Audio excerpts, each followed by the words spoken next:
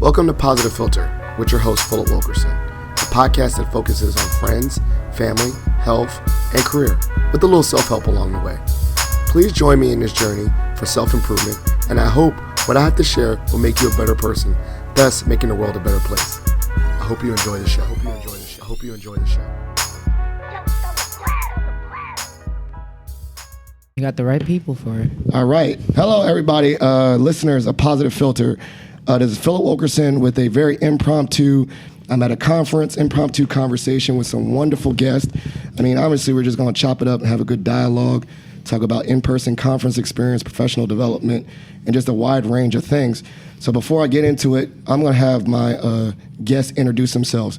So, Hi, everyone. My name is Tibisay Hernandez. I am currently the DEI director for Eastern EACE, and I am about to enter and embark on a new role, which I'm not going to disclose right now. Yes, please, don't. You know what I'm saying?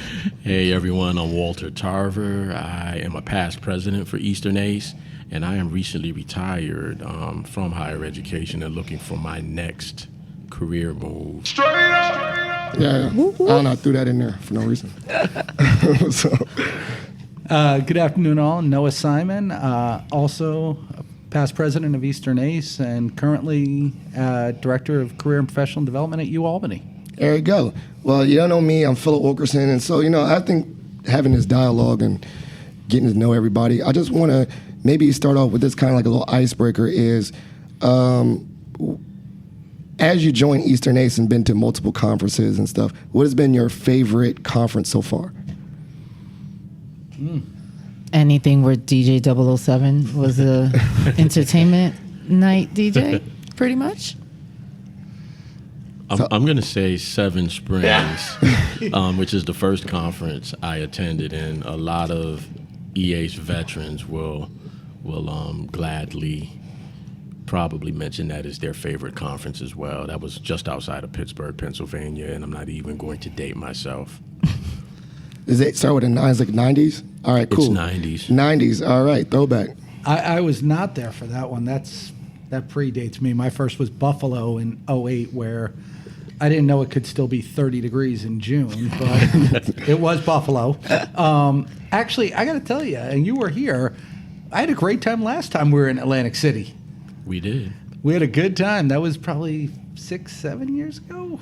80s 80 party. Yep. Last time we were down in Atlantic City, it was a great conference. I think what's name actually has pictures of that. And what's name is, she showed us last night, didn't she? Jill. Yep. Yeah. Did Jill or Jen? I think it was Jen. Jen had some pictures. Lauren had some pictures. I saw some pictures. She showed me the Michael Jackson impersonator. Yes. And Yes. Okay. Yes, I saw a lot of neon.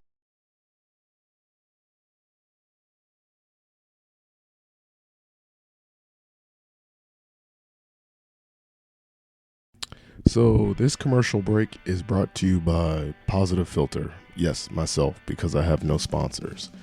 So if you really enjoy listening to this podcast, please consider leaving a review on iTunes or Stitcher. Every review helps spread the message of this podcast to other people. And if you have a favorite episode, please reshare that episode randomly on your Facebook wall or through your Instagram stories. The more and more people share these episodes and get them out to other listeners, the better this podcast will do. So, back to your regular scheduled episode. So yeah, we're back. I mean, honestly, this is really so ad hoc. If the power goes out, I don't know. But If the power goes out, we're in DR. there it is. It's kind of like drink champs, but no drinks. So we were just talking about the most fun conference experience, and as I was leading into that, I was thinking about, let's just really bring back to what this experience is. And this is the first time we've been in a physical space. Honestly, this is a very happy moment for me because I think I've connected with every single one of y'all virtually and not got a chance to meet in person. So maybe can we just talk about this like anticipation of in person? Just curious, what are your thoughts? I'll just say one of my most random observations right now is everyone is taller or shorter than I thought. You are definitely shorter than what I thought. Okay, there it is. Yeah, that's what everyone says. That's what everyone says. Like everyone's taller than I thought, and a lot of people, man, I think No, you look like you play ball and you tall. He did. Walter looked like my height, but a little bit tall. He's still taller than me. Tibby, you just look taller than me. I am taller than you. I was like, how do I walk Phil? in every room? And I'm, Yeah. But yeah, let's talk about that. That was one of my normal observations, the height one. But what's some other, things as we come back to in life and we outside, you know what I'm saying? I think the hugs, right? Like people not knowing whether I should hug, like even with the bracelets that we have, which I think was very good in terms of anticipation, just to signal to people what people are comfortable with a handshake, a wave, whatever like that. I was like, where's my bracelet for hugs? I'm a hugger. I'm okay with that. So I just think the way that people are just trying to figure out and be respectful, but also so excited to see each other. It's kind of weird to see like like we're all double dutching.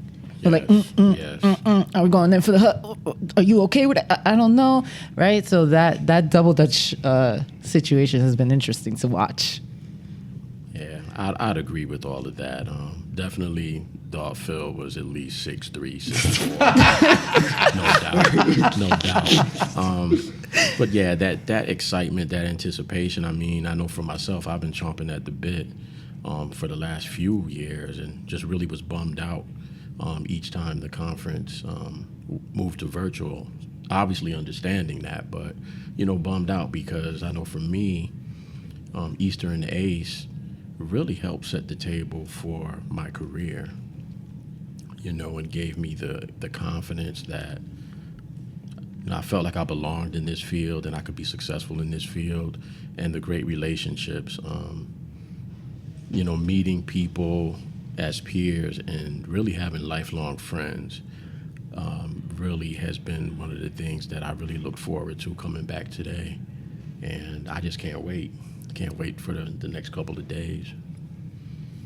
Yeah, I mean, I think you guys covered it all. It's, those individuals I first met over Zoom, such as you, Phil, and nothing to do with the physical, just, I've never sat down across a table from you like this, so this is the first time. And then great, Walt and I have been, we text often and talk, but to actually see and sit right next to you is very different. So that ability to see people face to face, and obviously the hugs, and I think everyone trying to make up for what they missed the last few years. Yeah, do you think there's there's anything to be said, like energy is different in person and virtually? And what I mean by that, like that real spatial nonverbal, because that's another thing. One of my observations, right? Like laughing, like real laughing and picking up on humor is different, right? I don't know. Maybe it's like reading head nods and all that, and there's a lot of things lost in translation in a virtual space. Oh, yeah. So, some thoughts of that. Well, I thought it was interesting. I was in the meeting and somebody was just stating what they felt, and they're like, "Oh my God, I'm not on mute. I'm usually on mute, and now my thoughts are just pouring out of me. Maybe I do need the mute button." So I thought that was really interesting. But absolutely, the energy is 100% different, and you get to really feel people's authenticity. I think it's really easy to be on Zoom and kind of have your side eye on your mailbox and all the other things that are happening. Like, you have to actually engage and concentrate on the person that's in front of you. So it creates a different dynamic in terms of communication and in terms of like just transference of energy, right? So absolutely, I've been so excited as an extrovert to be back in front of people because it's been tough. Yeah, it definitely was not. I'm extroverted, and there's two levels. You know what I'm saying? Like I was getting a little bit of that fulfillment, but at the same time, I was like, I think the gentleman, it was the keynote, was in Black. Dan Black. Dan Black. That sound like a rapper. Dan Black. You know what I'm saying? Dan Black is back. But Gunfire. Where's that one? But was it? But Dan Black. But he said that too, because I think there is an energy. The part of his jokes for me were landing better in person. Oh yeah.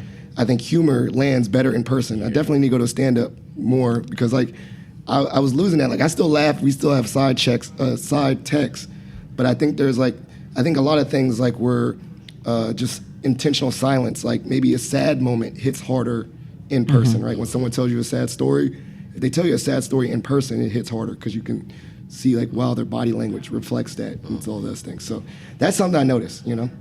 Yeah, I think we're actually going to be going through the socialization process all over again. And I'll take it from an introvert perspective. You know, in the beginning, the Zoom thing was great. Like, oh, this is perfect. But even I got antsy, so I can't imagine being an extrovert. You know, how you guys felt coming into this, and, you know, as conference season is in full swing, I was looking at some of the images of the NACE conference online, and I was like, oh my God, that looks like they're having so much fun. So I couldn't wait. And this being in my backyard, I wasn't missing it for anything in the world. But I think it'll be interesting to see how the interactions change over the course of the next few days. Because I think today, even when I came up the escalator, it was like, okay, who's here? Who do I know? Okay. And then, you know, seeing you for the first time, Phil, I'm like, oh man, that's Phil. And He's so short. No. Leave my man Phil alone. Leave my man Phil alone because he's not short because we're the same height damn near, so he's not short. You get that, man. We're the actual right height that a human being should be. No, am I the American? I feel like I'm the American average. You know what I'm saying? Like 5'7". Is that the American average? No. No. Okay. No. Oh, no. I was going to give you 5'9", Phil. No, I'm 5'7". No, don't give me that, man. That's my football numbers. You know what I'm saying? When you used to give yourself a couple inches and say you were taller. I used to say I was like 6 foot, and then no, you're not. You're lying. Clearly. But yeah, I definitely feel that, and I'm also, to your point too. I'm thinking in my mind too about the re-socialization. Is I legit forgot how to like really approach people normally. So, for instance. Steve walked up to me and just gave me a big hug. And I had no band, nothing. But I think it was assumption that like if you're extroverted and maybe not wearing a mask, you just open for hugs. And I was like, and for me, I was. And so it's like this weird like limbo-ish like Tell me double Dutch. Like I was like, all right, I'm just gonna go with it, you know, put my hands around, you know. What if I stiff arm him? He don't know that. But like but it was also like in a virtual space, people saying he's extroverted, therefore he's comfortable, therefore we're trying to read real quick, does he have a mask on or not? I'm gonna hug him. And so like that's me. But then me, I'm like, well, I'm really extroverted, but I want to make sure that like I understand people are not that vibe. So I'm more like extra cautious, and I'm not being cautious because COVID or anything. I just don't want to overwhelm people because I got a lot of energy, as you could tell. So I was like, I'm more so now. I'm doing this thing where I just read other people like, okay, I'm ready for a hug, whatever. You know, I'm very open. You know what I'm saying? But I think it's re-socialization. I think you perfectly said. Yeah, every interaction I had, every greeting I've had so far has been awkward. It's like, do I dap? You know what I'm saying? Like, I dap some people and they hug me, so the arms like stuck there. And then some people, they dap me and I hug them, their arms jammed. And so it's getting momentum, though. I think we had a good. Yeah. Ours was I smooth, went and I right? hugged We you. had a smooth. Adaptable daps, you know what I'm saying? Yeah. Adaptable dap. What about you? No one wants to How do hug you follow Noah. that up? All right, No adaptable one dap. wants to hug Noah. He's too tall. I agree with the in-person, and you know, Tibby and I worked daily together for years, and so much of humor is lost without the body language, because my body language plays a large part in my humor and my reactions. So to be able to have that, because I'm sure over Zoom people are just like, I can't read this. I don't know what this guy's story is. Like, what's he doing? But it's twitching. I'm definitely, because and anyone who knows me knows I can't sit still. So this idea that I had to sit in front of this Zoom box all day was just, I would be dragging people around my house. They're like, what am I looking at? I'm like, it's the ceiling. Don't worry, I'm not standing still. So, but even my wife, who's an introvert, I think she was ready for me to come to this conference because she was like, it's time. I was like, I'm so glad I've been to a conference. Last in person was Hartford, which seems forever ago. Yeah. And I think she was like, I was like, I am leaving early tomorrow morning. And, she was like, just go, just leave. Like, it's not, but she understood, this organization means so much to so many of us. And the ability to get back together and see, and all those people we got to know during COVID that now we're going to get to see in person. It's a wonderful organization. Yeah. Transitioning out and not being a part of higher ed now. Yeah. I still stayed engaged in Eastern ACE no matter what. Like, if I have to put my own money into it, I'm putting my own money into being a member.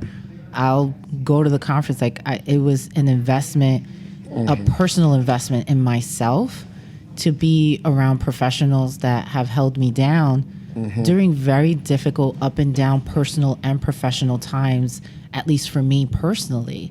And I think that it's interesting to see, people who have seen you grow as a professional remind you of who you are when you are questioning that because the times are so radical. So you might feel like an imposter, or I can't do it, or I'm not a good leader. And then all of a sudden, you're getting a Zoom call from Jill, who's like, girl, you are fine. You are going to do whatever you want to do. Or, meeting up with folks and them really uplifting you. That's the difference of Eastern ACE, I think, to me, is that folks care about you on a personal level and they see you at your best. And because you can be your authentic self here, that's a part of the inclusiveness of Eastern ACE that I think is very different from other conferences that I have gone to, where I have felt the chocolate chip effect. Do y'all know about the chocolate chip effect? Talk to us. So the chocolate chip effect at some other locations is when you are a marginalized community member and you are in a majority member situation, you are like a chocolate chip looking for the other chocolate chips in the room. You're like, okay, who do I know? Who can I identify with? And then all of a sudden the chocolate chips come together and turn into a peanut butter cookie in the middle of the room. And y'all all together and people can see like, oh, They huddle yes. up. You huddle up. Yeah, you huddle up for protection. And that's a part of socialization too, And I think it's different. Sometimes I think that there are people that still feel that way regardless, of how inclusive you're trying to make the space. Absolutely. But I think that there is a difference here because to Walter's point, this is where I saw that I could have value in this space for the first time when I came really to this conference. And I'm forever grateful for that. It's funny you said that too, because in your own lane, in your bubble, when we go back to our normal job, and you don't think you're doing big things or you think you're doing things, and that's kind of the same feeling. Like, I don't know, people say, oh, you grew and all this stuff since the time you saw me jump on a random chat roulette or whatever that was. No, the chat roulette, that had no haircut. And I looked like I was homeless. That was, the thick of COVID. But like, I have transformed. And then, it's almost like you go to this space and you feel good, and then you go back to your normal, like, home, your normal work environment, and it's back to the same old. And I think I ain't gonna lie, it feels good to know, like, oh, in this space, we're all like high school kids all over again. Like, oh, yeah, we need to go to that. When you were in high school, remember you go to, like, I remember in high school, if you went to other people's high schools, you were the cool kid that came to visit their high school. Yes. And, oh, that's a kid from across town. But then you go back to your own high school and you're just normal person, like. So then you like to go and like, oh, that's the Mount Vernon kids. Oh, the Mount Vernon kids is bad. And you're like, you're not really that bad. It's just different than your high school. That is not the Mount Vernon you know. No, not this at all. is not the Mount Vernon we know. Not at all. No. I mean, we're still. I mean, I know Mount Vernon, New York, and I ain't going to claim that we was rough and hard because Hold up. Fairfax County is all good all over the place. Oh, this is not the Mount Vernon you know either. Okay. What Mount Vernon you thinking about? New York. Yeah, Mount Vernon, New York. I know a lot of people think that Mount Vernon, New York, but I'm like the George Washington Mount Vernon, We don't know about that. the Virginia, the country part. Well, the point is, I feel like for a little while, when I come in this space, I'm the cool kid again, and then I go back to my normal life, and it's just Philip. You think that? Not really, but Okay, I was like, it doesn't seem that way in the group chat, Phil. No. I mean, but not like to that extent. But it still feels like you said a special space.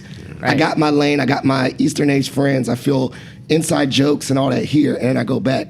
And so I felt like, similar to what you're saying, there is this like, people in this space can check me on my growth in a different way that I've developed. You know, like I've really taken a lot of that back. But what I'd also say to that is, and I think for many people with Eastern ACE, to your point, the inside joke, and others may disagree, and I'm sure there are those that do, but I never felt it was a lack of inclusion. I mean, if you wanted to engage, you were able to engage. No one, you know, I started in 08, and based on my personality, if I'm going to get involved in something, I'm going all in. So I was a committee, and then I grew, you know, and got on the board. But it was always encouraging, and honestly, one of the defining moments for me in this organization, and where I really, you know, was losing to Walt. You know, losing that presidential election in the first Classic. ever tie. Classic. The first and only tie in this, but, you know, and if any, it strengthened our relationship. We knew each other. We were friends. And then from then on, you know, it took it to a new level. And I was like, you know what? And I had and have all the respect in the world for Walt. And I was like, I just tied Walt. I was like, I feel a moral victory. I lost the runoff. That's the follow-up. Clearly, a few people switch votes. They're like, we voted for Noah? That was, Oh my God. dear God, what were we doing? Second chance. Second chance means everything. There it is. Oh, wait, it was one. But I was like, you know what? I mean, that really, for me, was a confidence boost. And it was, you know, to be part of this organization, people say, you know, we feel you can help lead this organization to where we want to go. You know, it was a big moment for me. Yeah, I agree with Noah on the inclusion piece. I mean, I'm someone who never was engaged. I wasn't in any clubs in high school. I mean, I played sports, so I guess that was my out. But in college, I did not join a single club.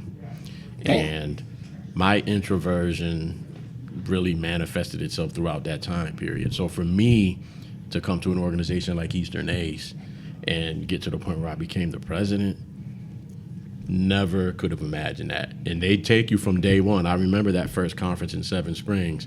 I'm thinking I'm just going to blend in, get through this conference, head back to campus, and they do not allow it. They don't. They do not allow it. Who texts you? Because legit, I thought it was a prank at first. You know what I'm saying? Like, I had I remember either it was Jill or Jen reached out to me and said, I'd like to have a phone call. It was after a Zoom meeting. I literally wrote back and said, I'm so sorry, I didn't know what I did in the meeting, but I don't know if I said something inappropriate. She was like, no, I just want to have like a good talk. Cause I thought I was in trouble. I was like, oh shit, man. Oh, sorry. On my own podcast. Yeah, listen, I was like, oh no, I must have said something wrong. And then it was like kind of like a recruitment, like, you know, like almost like join Death Row kind of thing. Like, you know what? Suge Knight, yeah. Jen Rossi Knight. Yeah, Jen Knight. It was I have Jen. a great story It was for Jen you. and Jill separately. So separate people reaching out to me in different So texts. Suge and Tupac reached I out don't know. to you. You want to, you don't want no one dancing on the stage. You want someone All up in your video. All up in your video. And I was like, so I thought I was in trouble. And then it was that same thing. And it was like, and it was the same thing where they said like something like, hey, just do this. It's not that hard. And I do remember specifically, this is a real story. They were like, we want you to, would you be open to co-chairing the conference experience thing with this guy, with Bob Billard? And I was like, Bob, who the hell is this? I didn't know who he was. I was Bob the Builder. No, and I was like, first of Bob all, the I Builder. literally responded back as like, "E cool?" Like that. And then they're like, you know, like it was almost like they were matchmaking us. And I was like, okay, let's meet. So I sent him a Zoom link. I was like, let's, you know, if we're gonna do this. Chemistry, vibes. Online. I was like, man, I like this dude, man. This is my man. This is Bob. We rocking. And then we were like, we're gonna do it. And I was like, yeah, Bob. And I was like, Bob, I got these ideas. Like, and he was like, all right. And he was just like, for someone to say, all right, I was That's like, Bob. we're just gonna do a YouTube show. He's like, all right. He was like, what do I do? I said, just jump on the link. So that's how that thing. You literally just reenacted every day with Tibby and I when we worked together. She'd come Yeah. in, she'd be like, I got these ideas. I'm like, all right, let's Yes. go. Yep. Listen, some of the best stuff is when people are willing to understand that they just need to get out of your way and let you rock and do the things that you know how to do. And I think that was really instrumental for me in my professional development, was that Noah trusted me. Yeah. You know, he trusted me to execute and to make it whatever vision I saw for myself, I saw for the university, for our office. He just knew that I was going to go out there and execute it. But you have to show and prove that too, right? That didn't just come because, oh, I'm going to do this, Noah, and he's going to let me. No, it was a development process to get to that, and you have to show and prove that. And sometimes I think people just expect that and get offended when they don't get it. But this is a great place to show your supervisors or your university, your institution, your organization that you have those leadership qualities, because there's so much room to grow and to do exactly what you just said, like to have an idea and see it be executed within an organization. Yeah, I like that. Also, I remember too, I kind of jocked you because I remember you were doing all that stuff with social media. And I was like, we need to be more, we need to use our voice on social media and do about, so I copied your ideas and just literally took the link of your Albany Instagram. I was like, can we do a little bit more post about wage inequality and all that stuff? And it was like, yeah. I was like, that's it? It was like tangible. It was like, but the funny thing is, I'm just stealing, you should have trademarked that. I'm just taking ideas. It's not original. You know what I'm saying? Listen, please. I definitely think those are the benefits, right? I don't think that these organizations would survive if you didn't have the benefit of idea sharing, of being innovative, and also having people champion you, because sometimes you don't have that trusting relationship, right? And you can build and show your skill sets here. And I think that's where Eastern ACE also, we're trying to be at the cutting edge and at the forefront of things and conversations that are really difficult that people are not trying to have. And when the pandemic happened and our organization was really putting what was happening socially out into the world and making it about career development, not shying away from it, understanding that, all of these things affect our workplaces, affect our students, affect our families, right? This organization put humanity back into, right, what was occurring and what other organizations might have been ignoring. So if your institution was ignoring it, what was happening in the world over there, you still had a webinar and you still had a committee and you still had people that were willing to engage you in those difficult conversations. And that, I think, is a beautiful thing that's important and that we are striving to continue to do. Is to have that space. Because a lot of times in higher ed, we so busy helping everybody, we don't know how to help ourselves. Absolutely. Shout out to Dan Black for saying that. Didn't he say that? Put your own oxygen mask on. There you go. Well, why you seem like, Noah, you feel like you had something to say? I don't know. I was seeing you nod your head or thinking something. No. I'm just agreeing with all of it. And, at this point, I've been doing career work. I've been in this for 20 plus years. My biggest joy in this is watching others grow. I mean, that's helping and hopefully playing a small part in watching others grow, and take this organization, the industry we're in, to the next level. I need to be around people who are a lot smarter and innovative than me. I'm just there. You were. Yeah. I was. and I wish you could help me grow in height. You know what I'm saying? That's next. You know what I'm saying? You can't do that. I don't deny it either, and I don't deny it every day. And my job is just not to get in their way. And I legitimately tried not to get in the way. And it's, what do you need? What can I do? What do we need to go get you to be successful in this role? Absolutely. And Tibby will tell you, my biggest concerns with our office is we go stale. We grow old as a career office, and we're doing what they did in 1993, and we live on an island. One of the things that I love is collaborating. So I look for any partners. Who can we be partnering with? Who can we get together with? What, what value? And I, as Eastern ACE, who we exclude? Who do we need to be working with to bring this organization to the next level? And finding those really smart, innovative people who have great ideas and the people who know how to execute the idea.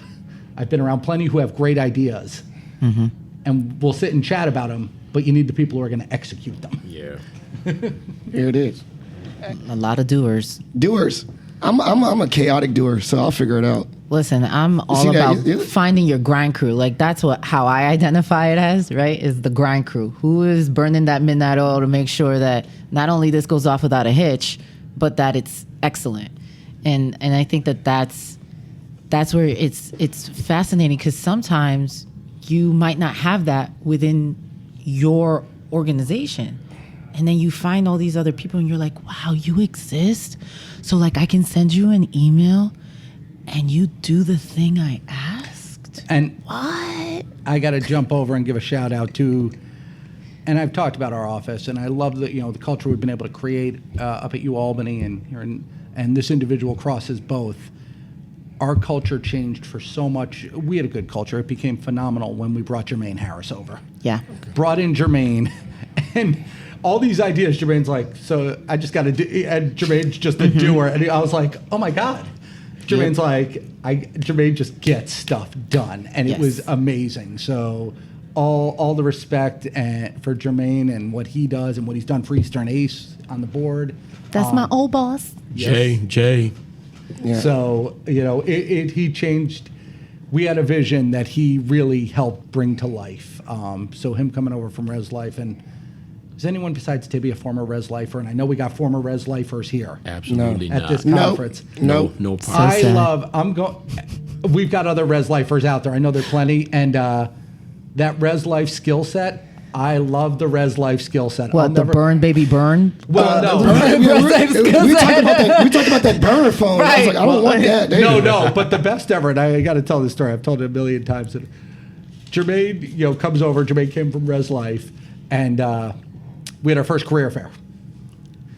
And I was like, oh, Jermaine, we got this employer. And Jermaine took over and ran with employer relations. And I was like, Jermaine, we got this employer, we got an issue. He's like, let me go talk to him. Jermaine had been in the office all of like 2 to 3 months, like brand new, like maybe not even that long. He went up. 3 minutes later, he walked back to me. He's like, so that's what you guys call crisis in career, huh? I was like, that's it. Yep. Yeah. There it is. Oh, yeah. And it was so, Yeah. I mean, it's a big experience, going from someone that like had alcohol poisoning to someone that was mad they got What? ghosted on the email. I don't even know. Exactly. But did you die? Like that. Like, Right. They live. They see like I realized that too earlier than just other things. Like I think I love the transference of other lives roles. Like I used to work with a school with people with special needs, and I had to get beat up and kicked and spit. And then so when I went to practice counseling, and we had to do this mock role play, and this person was cussing me out or whatever, and I was just like, okay. And they're like, Philip, that doesn't faze you? I was like, at least he ain't biting me. Right, exactly. I've been through worse. I got trauma. Yeah. I got trauma. Did they rip your clothes off? Like one time Right. I had a kid that I was doing sweatpants, and they ripped my sweatpants. What? And I was like, ripped my sweatpants up the leg. And I was like, wow, dang, I look like I have rip away basketball shorts. And so then, That's really interesting, though, because I went from early childcare, right, to higher education. And I always said I just traded baby bottles for beer bottles. That was That's really it. the difference, because That's it. everything else was pretty much the same. But, I think we talk to our students a lot about transferable skill sets. Yeah. But sometimes we're not great at, like, following our own advice No. in Yeah, career. we're the worst. No. Absolutely. And Trash are the looking worst. at transferable skill sets and what type of folks can be brought in, and that leads to the issue of inclusivity within our field, right? Yeah, And yeah. making our field more diverse. Like, how can we look at other industries and be more open-minded about the transferable skill sets that can be brought into, and how life experiences can be really helpful for our students. Because as Noah Simon always told me, I could teach you career development. I can't teach you to be a good, engaging person. Can't teach you that. And I was like, yo, you is right. You is right. That is 100%. So And I think that's something we need to be careful of right now in higher education, because That's we're it. at a critical point where a lot of institutions are losing that, right? We're not open to people coming in with these transferable skills. It's very rigid. If you look at some of these job descriptions, very rigid.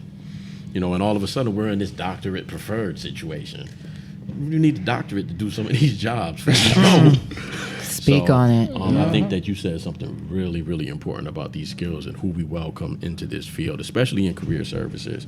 I think that Noah's statement sums it up nicely. We can teach you that, but Right. can you vibe with people? Yeah. Right. So You can taught how to get money, budget, all that. Those are, yeah, but can you actually lead a team, leadership? You know what I'm saying? I don't think you need a degree in leadership. nope. No, the theory a lot of times doesn't transfer into practice. And here's the thing, you can't lead everyone the same way. You know, I mean, Exactly. there's individuals, like I said, Tibby walk in the office, I got this idea. I'd say, great, go. That wasn't the case. That's not the case for everyone. I mean, as Tibby said, you gotta, you build it up. You know who can do what, who can run with what ideas, and so different individuals need to be led differently. But I also think it's about doing, when you're a leader in leadership, doing an assessment of what are the skill sets that are missing, right? Yeah. Doing a real gap analysis of like, if everybody introverted and nobody want to talk to no employers and no students, well, then maybe we need to do something different, right? We were missing the executors for a while. And then Jermaine and Tibby walked in, and I was like, oh my God, we can do everything. We can do it all. Right, but also not burning us out. Hey. But that's the thing. That's the thing, and I think that's where the trust comes in, because when things are happening and you feel like, okay, you have these skill sets and you are the executor, being able to go to your boss and say, no, I'm burnt. Like I need a week, or I need a couple days, or can you help me with this and help lift? And there has to be also this understanding. And I think that leadership has gotten away from knowing what your staff actually do. I know that sounds crazy, but like, if you had to jump into God forbid something happened to your staff members. We had a lot of health issues in our office and a lot of different things that happened. And can we step into the roles? Oh, yeah. Are there people who can step into those roles? And as directors, how are we making sure that we have that support system? So yeah, I think about all of those experiences, and I've learned so much. But it is an ongoing challenge to get also leaders who have been in these roles for a very long time, to get them to think that they have anything new to learn. And folks that are new, getting them to understand that they got a lot to learn. I think there has to be like a middle ground that happens at some point. I agree, but I also I love the energy the new professionals bring and the new way of thinking. Mm-hmm. Nothing drives me more in this space than the old way of thinking. I mean, that's where we got to where we are. It's not how we're going to move ourselves forward, especially with all the changes that are happening. So I love ideas, innovation, new ways of being efficient. And I just said, and we've got a lot of our friends in the exhibitor hall here, we're not scaling with people in this industry. There's not enough people to scale with. So we're scaling with technology. Yeah, it is. So, we've got to figure out what's the right technology, who's running the technology, because we're not hiring X amount of bodies to come fill, and do that. So, but there's a dance, right? There's like a political dance also, and that's really what I'm referring to more. Like, how do you carry yourself on a campus? How do you know who's who? How do you network? How do you engage? Yeah. Those other parts, like as a new professional, I think a lot of times we look to our directors to really kind of give us the parameters of what we're able to do and what we're not able to do. Yeah. And I think that type of mentorship is important, but I also think that sponsorship is important too. So, when Noah's in the space and he thinks, okay, Tibby's skill set would really be beneficial in this space, and he says my name, right? And it's VPs that are in the room, and I'm just an assistant director, right? I'm looking at myself, I'm just a lowly assistant director, but my director is letting them know, no, you need her skill set. Yeah. It doesn't matter. But they also, like you said earlier, for someone, there's two things I'm seeing on a two-edged sword. I'm seeing that one, for a leader to back up someone, you got to have like I always remember Saskia, shout out to her, like my big sister, and Tracy, give me data or give me ammo, because I'm going to go in rooms and fight for you guys, But if I go in rooms and fight for you guys and then you like leave me hanging, it just makes me look stupid. But if I go in a room and, you know, boom, boom, boom, and my team does boom, boom, boom, and I got these numbers and I got these metrics, then I can do that. So to your point too, is like she needs to know what we do. She needs to solicit that data from us. Like, give me numbers, give me things that you're doing, tell me what you're doing, and then I can advocate. And then at the same time, leveraging, that's what the director does. I think I've heard her say, I take the heat, I take the, I have the bad conversations, all that, and I'm okay with that. She'll say that, like, that's the role I signed up for. But if I'm going to take the heat for you guys, make sure that you don't leave me, you know, looking stupid, you know. So I remember specifically now thinking like times where I'm like working hard. I'd be thinking like, if I don't work hard, I'm letting XYD person down. And that was not even like punitive no more. It was because the culture was, I knew that she advocated for me, that I didn't want to set her up. So I, you know, like I said, I work hard and did this and this and proved that I can do this, or I forward every single good email I get. And I'm not forwarding it to, you know, kiss ass or anything. Right. I'm forwarding it to her so she can have ammo to say, you know, X, Y, and Z, you know. So I agree with that. It's like that part of meeting in the middle. Like, you know, supervisors need to know what skill set and leaders need to know who's good at what. And then the other people on the other end need to back that up and do well so that they can support those decisions. Like, you know. That takes a lot of interpersonal skills and communication. It takes that, and it takes transparency, and it takes like, you know, we say transparent leadership. Like, I've had meetings where, you know, Saskia said, I'm going to talk about this, you know, like she'll say, like, I'm going into this hard meeting. Before I go in this meeting, I need you to tell me, and she'll like literally give me that like numbers, because I'm going into this, I'm about to go in this situation. And so then it's like almost like a rallying call, like, you know. Yeah, I think that's super important. You know, even as I took a role outside of career services, still trying to have that same level of transparency with my director level folks. To me, that's one of the most important things, and you guys touched on all the key things: transparency, you know, advocacy, having the data to be able to advocate. You talked about politics and the culture. I mean, those are the keys, and I think sometimes there's a disconnect when we look at who is in the workplace right now.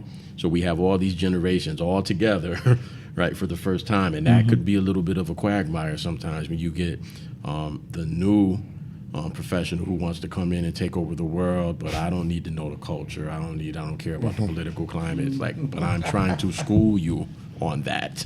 Because don't die on you this need hill. to understand that before we do any of these great things you want to do. And like you said, I love what you said, Phil. Your director saying, I got this. Let me take the daggers. I got you, but this is what I need from you. And there needs to be, what I'm observing recently, a better give and take with those relationships, and not just come in 100 miles per hour. It's okay to idle a little bit. You're driving through the neighborhood slow, 35 miles per hour. We're going to get to the expressway, but you got to go with me. So I love what everyone's saying so far. I also think about this too, is channeling. I mean, I'm a lot of energy, you know, like. We know. But yeah. And I remember my boss told me, she's like, fire, you're fire. And I was like, what? And she said, okay, so let me explain. So fire is something that you need for warmth. It has all this stuff. But untamed, it burns your house down. and she's like, oh my God. But at the same time, but I don't want to like put you out. So she's like, as your supervisor, and shout out to Tracy, she's like, I have to constantly maintain your fire, like add logs, you know, add things to make you strong. But at the same time, like she literally say, Phil, you need to chill out. You about to burn the house down. And you know, it's recklessness. So it's like that, I think that same thing, right? Like finding people, find their lane. I think I'm working on it too. Like having to like what's it called? Like understand, read the room before I go in there. Like I can't be like, okay, who's in this room? This is a very serious room. I think I used to joke that my code switch button was off. You can't talk like this in every room. Oh, that's okay, you know, hello, sir, whatever. But so I'm learning that, and I think that having these conversations across levels, I think one of the most impactful things is when we, you know, talking about the mentorship and sponsorship, is then having someone that says, listen, just be quiet and watch me.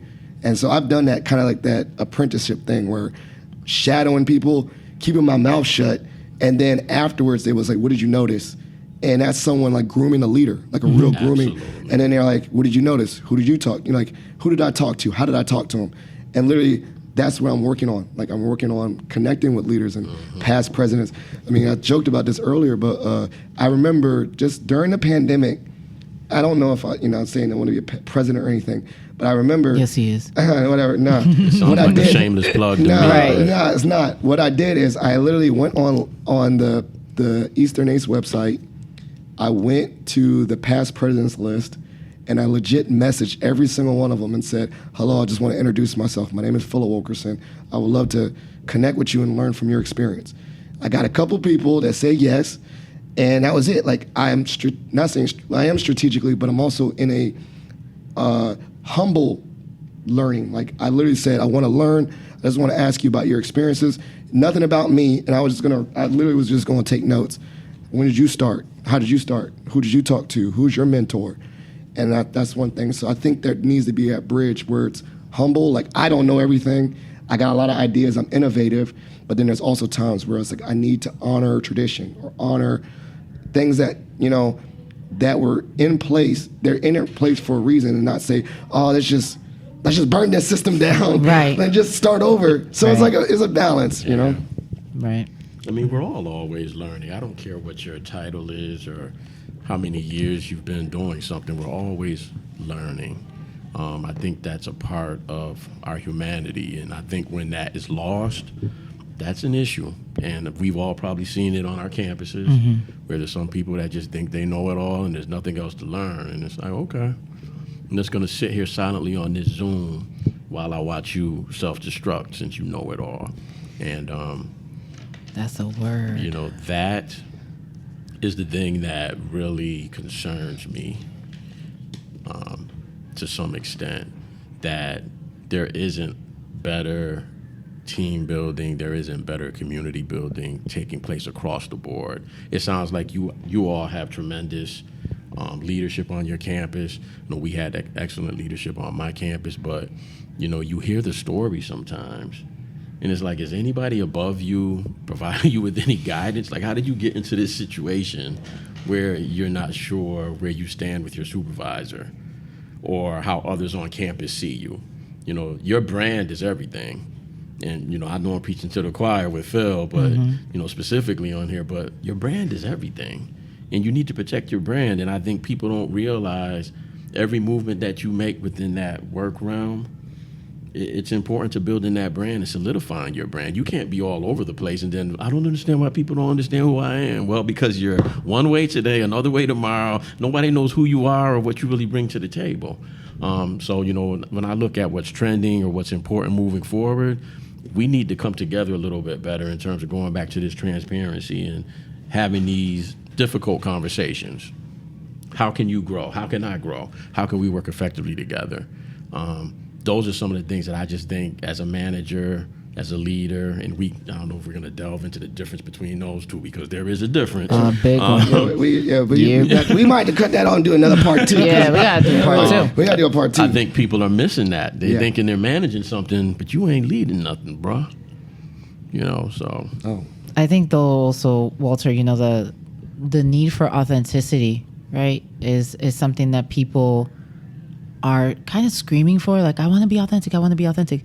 And I'm like, yeah, that's cool. But like, to your point, like the fire analogy, I always think of me like a volume button. Yeah. Like, Yes, I can't be Tibby on 10 every day. Turn me on Every 11. day? Like, how do you turn down Yeah. your volume and adjust based on the situation? Yep. And just be a little bit, that emotional intelligence piece is really, really key and central to a lot of what we're talking about. And I don't think that just because you got through an interview and somebody gave you a title, it means, to your point, that you necessarily You're done. know how You're to. not done. I'm good You're not now, done. right? It's I'm just the beginning, and everyone, to Noah's point, is going to need something different from you, and that's that's hard, which means that you also need to have mentors above you. Oh, yeah. Where you can also go and get guidance and spit out some of the venom. Because you're taking middle management, you take the brunt from all sides. Both sides. You know, and I asked this question the other day. We had a retreat at work, actually, and one of the questions I asked of one of our speakers, you know, we always talk about the advice we got from mentors and leaders, but what's the best piece of advice you got from someone who worked for you, you know, from a leadership perspective? Because they're the ones who see it every day. You know, I see my boss on the other side of campus. We have a great relationship. From her purview, things look great. We're producing, you know, and in my opinion, we've got a phenomenal office. I will say it. I am proud of it. We've got a wonderful team. But the best feedback you're going to get is when you can create frank communication. The arteries of communication are open. And Tibby would come and be like, look, I got some news to share with you. And it was a wake up to me to say, look, I got to be more aware, and two, I got to hold people more accountable. But you've got to be open to taking feedback from everyone. 360 model. 360 model. And it's not, you know, it's great when my boss, hey, you did great. Well, you don't see me on a day-to-day basis, but I appreciate you telling me I'm doing great. Thank you. But it's the ones who see me every day who are hopefully feel comfortable enough to say, hey, Noah, you've got to look at this. We've got an issue here. We've got a challenge here. We've got to do better here. You know, and that, I think, is so critical. Yeah, that's ultra important. But if you succeed, like we all succeed, and I think that that's also lost sometimes, you know? So the reason why I would go to you and say, hey, you know, this is a spot. We got to take care of this, right? Is because I wanted our office to succeed. I wasn't just in it for myself. You take ownership over well. Absolutely. And I knew that as human beings, just because you're my leader doesn't mean that there aren't blind spots and that I shouldn't offer you grace as my leader to do something different, right? Like, to me, it's not about people not reacting in the moment, because sometimes they don't see it. It's about how do you react after I tell you very clearly and transparently that something's wrong. Yeah. That really tells me and shows me where your heart is at and where your integrity lies within the success of our team versus the success of you and your portfolio, because that's a difference too. Well, I mean, I might, we could do a part 2, but I want to, you know, definitely get to this next session that we got. I don't know, we're already late. Whatever. Yeah, we're late. I just like throwing stuff in there. But let's say, okay, you know, no one listens to this whole podcast, whatever. I don't, you know, whatever. Let's say they came in, they just, you know, fast forward to the end. What is one gem that you can share about leadership, one mantra, one slogan? I'm going to let y'all go marinate on it. I'll go first, and then we'll use that to wrap up, and then you can say shout outs and plugs. Everything, show love to anyone you want to show love to, and then I'll wrap it up. So, for instance, I think one of the things that even Junior brought up today is that a kind leader is a strong leader. Kindness needs to be embedded in leadership. And kindness, for me, kindness and leadership doesn't mean like foo-foo and, you know, hugs and unicorns or whatever. I think kindness is an actual... Talk about unicorns, Phil. I love unicorns. You know, I got the shirt. I'm a unicorn, you know what I'm saying? Very rare. That's right. But what I mean by that in kindness is this innate compassion and wanting to be nice to people because you understand that, one, you don't know what other people are going through. And then two, I always learned this from, you know, even a business model. If you treat people with kindness, then this sounds Machiavellian. They'll do more for you. so when someone feels that someone that leads them is kind to them, then you'll run through a brick wall, like, because you know that person they advocate for you. So I think that's going to be my mantra, is no matter what I do is going to be with kindness, in a sense that empathy, compassion, and just trying to be nice to people, and hopefully it works out. That's my thing. All right. You can't do anything on empty. Like when your battery's empty, you can't do anything, right? So I think in my leadership style, I'm just constantly looking for ways to allow people to be human in the space and know that I care about them as a whole person, right? So if you're going through something, allowing and giving space for you to be able to kind of unload. I always say this, like spit out the venom, so that way you can continue to do the work without feeling like you're being just crushed at every turn. And I think that the way that we fill up the battery is by consciously giving gratitude. And that's a part of my practice, is trying to consciously give gratitude. And it sounds Pollyanna, but when we get on our D&I team meetings and we close by shouting out somebody that made a difference for us this week, right? Everybody that engages with our team says, I love coming to our meetings because they end in a positive way and they remind me that there are good things happening and light is happening even within sometimes some of the darkest times that we're going through. So I just say fill up the battery. Gratitude is how you can do that, and giving time for that to happen so that folks can feel like they can continue on with some of the trials and tribulations that keep coming. Bam. Straight up. Yeah, I'll just say, and it pretty much echoes what you two have said thus far, that leaders need to engage and connect with their teams from a human perspective, on a human level. A lot of times, depending on how hierarchical an organization is, the leaders tend to deal with their direct report and forget about those people who report to their directors or middle managers. So I think they need to connect with all of these people, right? And I think that leaders need to understand work-life balance, especially after what we've gone through the last couple of years. That has been lost. So again, Phil, you said the human aspect of it. Tibby, you touched on it, and being appreciative. I think those are kind of really the main tenets of what I think is really successful leadership. I'll just say leadership's a learned skill, and often we see people thrust into leadership roles that are not ready for them. And, I would use Eastern ACE, I'd use your everyday work to really look to those leaders and look to acquire those skills that you're looking to build on, and just understand, and you guys mentioned the human is, you've got to work with people, you've got to help develop others.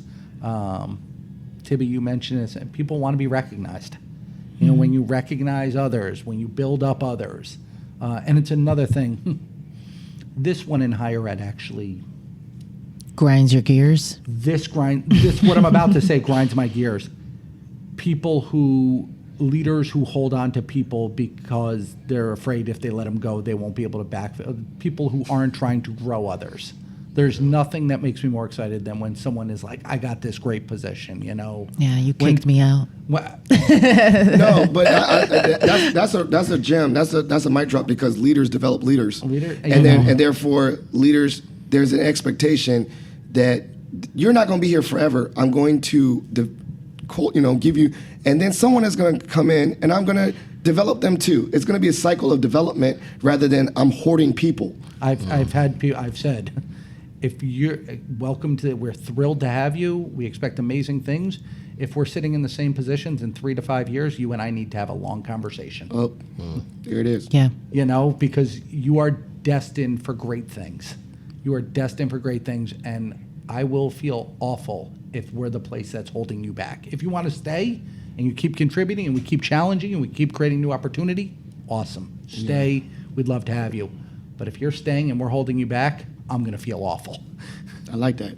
That reminds me of that was it Finding Forrester or whatever? Where the Batman was like, man, just one day I just want to knock on your door and you're not there. Good Will Hunting. I be getting all those movies mixed up. But the point is like you hopefully want that. But he legitimately walked that talk with me from get out of here. He was like, get out of here, Tibby. I don't want you to be here he just in a positive way. He just sat with me, and to this day, is somebody that I go back to when I'm making career decisions, even though I'm outside of his purview. He's still somebody that I talk to as a sounding board. Like, what do you think about this? Do you think that this is going to help me grow? And he challenges me because he knows me about, are you going to be happy in this? Are you going to be fulfilled in this? These are questions that only people who care about you will ask you and take the time to ask you. So he does walk that talk for real. I love it. Well, I think it's a great show. So that's the part of shout outs and plugs. Show love to anyone you want to show love to, and then plug anything that you're working on, what you want me. I'll put that in the show notes. I mean, it's been great, great impromptu. I'm glad to see people in real life. Was that IRL? IRL. Yeah, you know what I'm Come saying? on now. Gang. I like these sound effects. I need to use these more often. It's the first time I get to use this. There you go. My God.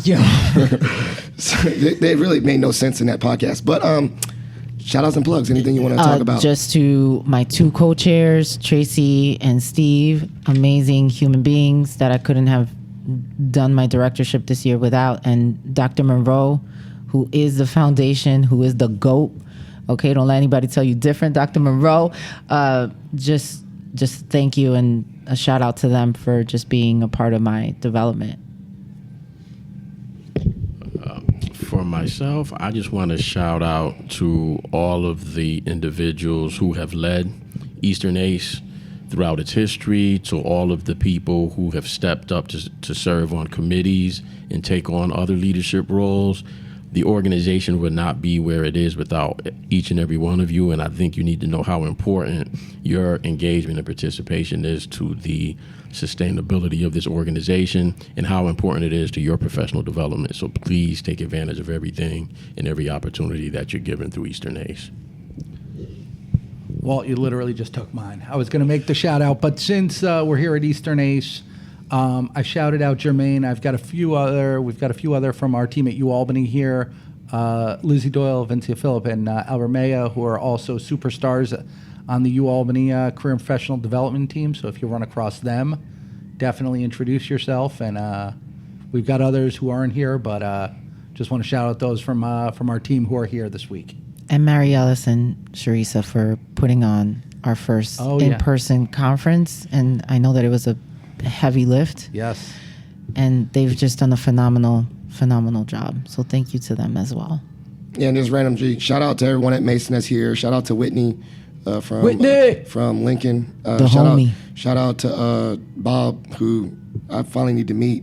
I've never seen him in real life yet. Oh my God. He's tall. He's pretty tall. He's tall. Yeah, he's tall. He's really tall. Yeah. I think Sorry, it's Phil. funny. No, everyone is warning. I think everyone's warning me because I'm gonna give him a hug and look like I'm his child or something like that. I'm preparing myself to be like hugging his belly or something. I'm ready. Like, he's tall. I'm like, all right. So just meet on the stair. Yeah, just make sure meet on the stairs. What's good, man? I love you. What's up, bud? I love seeing you. Sit down so you look like I'm on Zoom again. You know what I'm saying? Shout out to Jill. For putting me on. Jen put me on. Shout out to Steve. I don't know. I got too many shout outs. Shout out to Kyle. Everyone. If you listen to this podcast, shout out to you. You know what I'm saying? And then that's it, man. We out. We out. Great. Peace. Peace. Thank you for listening to Positive Philter, a podcast that focuses on family, friends, career, with a little self-help along the way.